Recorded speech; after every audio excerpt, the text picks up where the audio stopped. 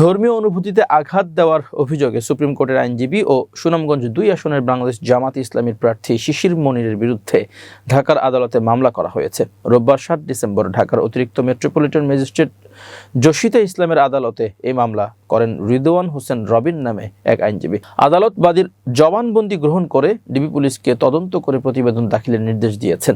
বাদী পক্ষের আইনজীবী সৈয়দ নজরুল ইসলাম জানান, রোজাকে পূজার সঙ্গে তুলনা করা বা উদাহরণ হিসেবে ব্যবহার করা মুসলিম ধর্মাবলম্বীদের কাছে কখনোই গ্রহণযোগ্য নয়। তাই আসামি শিশির মনির এবং ইউটিউব চ্যানেল DSN বিরুদ্ধে মামলা করা হয়েছে। মামলাটি গ্রহণ করে ডিবি পুলিশকে তদন্তের নির্দেশ দিয়েছেন আদালত।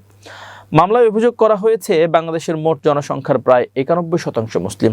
ইসলাম ধর্মে বিশ্বাসী জনগণের কাছে ধর্ম এবং ধর্মীয় রীতিনীতি একটি অতি স্পর্শকাতর বিষয়। এসব উপেক্ষা করে সম্প্রতি একটি ইউটিউব চ্যানেলে রোজা এবং পূজা একই মুদ্রার এপিঠ ওপিঠ বলে মন্তব্য করেন আইনজীবী শিশির মনির। রাজনৈতিক ফায়দা হাসিল করতে ইচ্ছাকৃতভাবে তিনি ধর্মীয় অনুভূতিতে আঘাত করতে এই বক্তব্য দিয়েছেন। তার এই বক্তব্য সামাজিক যোগাযোগ মাধ্যমে ছড়িয়ে পড়লে ধর্মপ্রাণ মুসলমানদের মধ্যে তীব্র ক্ষোভ ও উদ্বেগের সৃষ্টি হয়।